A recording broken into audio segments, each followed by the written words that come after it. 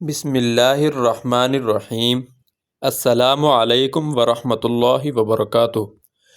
محترم ناظرین، آج کے مرحلے میں حضرت آدم علیہ السلام کی تعظیم و تکریم کے بعد ان کی تسکین کے لیے اللہ تعالیٰ کی طرف سے کیے گئے انتظام کے بارے میں تفصیل سے گفتگو کریں گے۔ خاص طور پر عورتوں میں سے سب سے پہلی عورت حضرت حوا علیہ السلام کی پیدائش کی حقیقت کے بارے میں واقعہ بیان کریں گے کہ ان کی پیدائش کیسے اور کہاں ہوئی اور کیوں پیدا کیا گیا۔ اس واقعے کا ذکر ہم ایک مشہور حدیث کے ذریعے سے شروع کرتے ہیں۔ حضرت عبداللہ بن مسعود سے روایت مروی ہے کہ انہوں نے فرمایا، ابلیس کو رحمت الہی سے نکال دیا گیا اور حضرت آدم کو وہاں پر جنت میں آباد کیا گیا۔ آپ علیہ السلام جنت میں اکیلے گھومتے پھرتے تھے، ان کا کوئی ساتھی نہیں تھا جس سے انہیں جسمانی تسکین حاصل ہوتی۔ ایک بار وہ سوئے ہوئے تھے، جب وہ جاگے تو کیا دیکھتے ہیں، ان کے سر کے پاس ایک خاتون بیٹھی تھی۔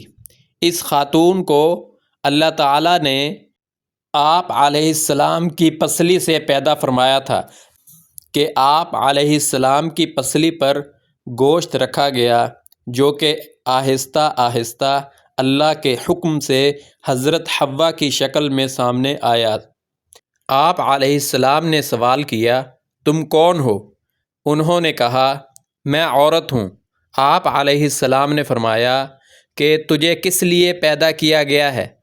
انہوں نے کہا، آپ کی تسکین کے لیے، تاکہ آپ مجھ سے تسکین حاصل کریں۔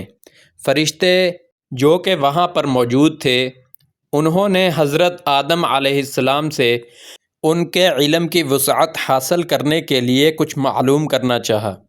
فرشتوں نے کہا، اے آدم، اس خاتون کا کیا نام ہے؟ انہوں نے فرمایا، حوا۔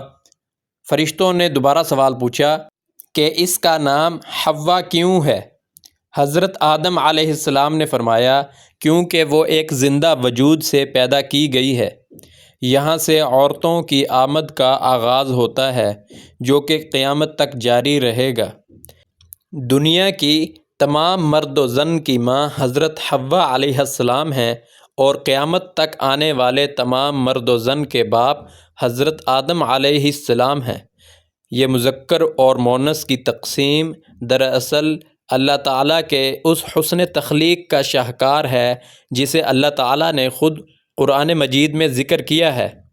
نہ صرف تخلیق کا ذکر ہے بلکہ اس کے مقصد کو بھی عام انداز میں بیان کیا گیا ہے۔ قرآن مجید میں اللہ پاک فرماتے ہیں، هُوَ الَّذِي خَلَقَكُم مِّن نَّفْسٍ وَاحِدَةٍ وَجَعَلَ مِنْهَا زَوْجَهَا لِيَسْكُنَ إِلَيْهَا۔ ترجمہ، وہی اللہ ہی تو ہے جس نے تم کو ایک شخص سے پیدا کیا اور اس سے اس کا یعنی مرد و عورت کا جوڑا بنایا تاکہ وہ شخص اس عورت سے راحت حاصل کرے۔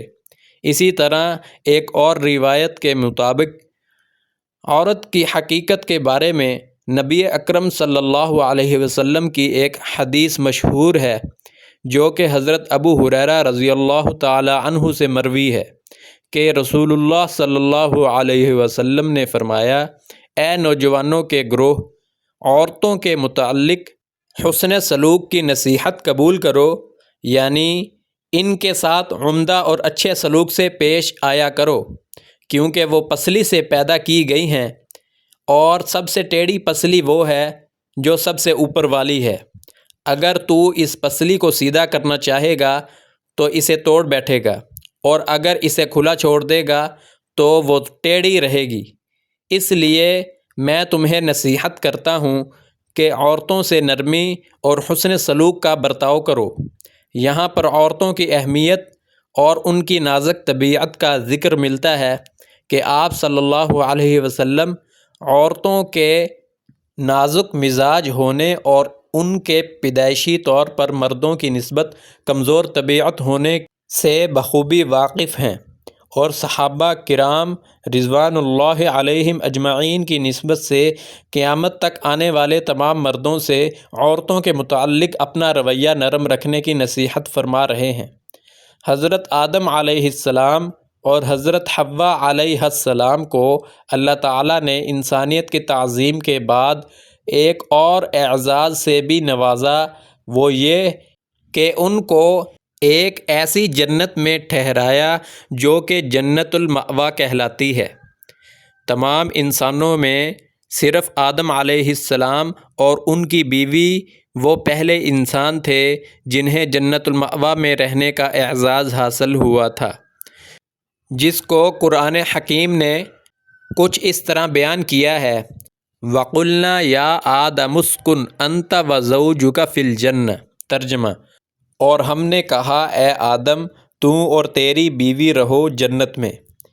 اسی طرح قرآن مجید میں ایک اور جگہ حضرت آدم اور حوا کا واقعہ تفصیل سے آیا ہے، جس کا ترجمہ یہ ہے: ہم نے آدم علیہ السلام سے کہا کہ تم اور تمہاری بیوی جنت میں رہو، جہاں سے چاہو کھاؤ اور جہاں سے چاہو پیو، مگر اس درخت کے پاس نہ جانا ورنہ گنہگار ہو جاؤ گے، ورنہ تم اپنے آپ پر ظلم کرنے والے بن جاؤ گے۔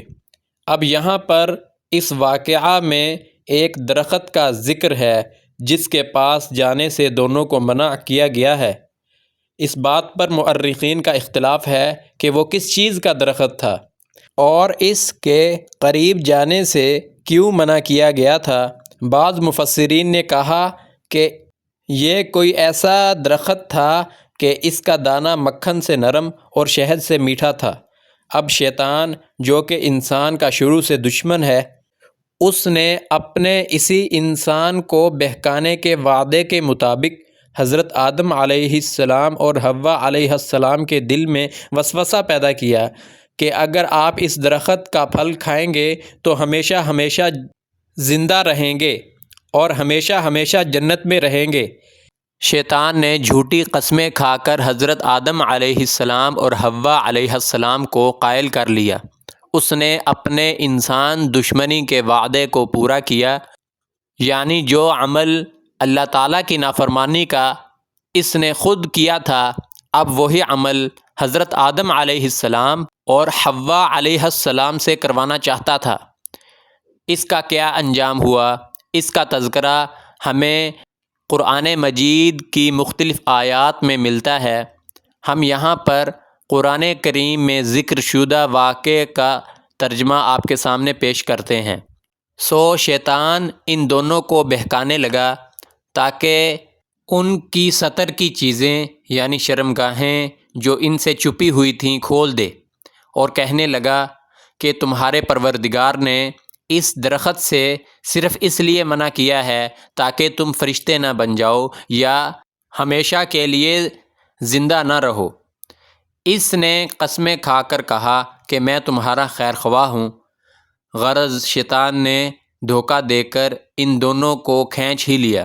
جب انہوں نے اس درخت کا پھل کھا لیا تو ان کے ستر کی جگہ کھل گئیں اور وہ جنت کے درختوں کے پتے توڑ کر اپنے اوپر چپکانے لگے۔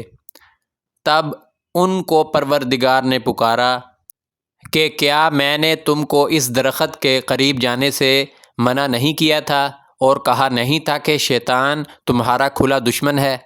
سورہ اعراف آیت نمبر 19 تا 25۔ اس پر دونوں شرمندہ ہوئے اور اپنی غلطی تسلیم کی اور توبہ کرنے لگے۔ اس توبہ کا کیا واقعہ ہے اور پھر حضرت آدم علیہ السلام اور حوا علیہ السلام کے ساتھ اللہ تعالیٰ نے کیا سلوک کیا، اس کا تذکرہ ہم انشاءاللہ اگلے مرحلے میں آپ کے سامنے پیش کریں گے۔ محترم ناظرین، اگر ویڈیو اچھی لگی ہو تو ویڈیو کو لائک کریں، دوستوں میں شیئر کریں اور چینل کو سبسکرائب کر دیں۔ اگلی ویڈیو تک کے لیے اجازت دیجیے۔ اللہ نگہبان۔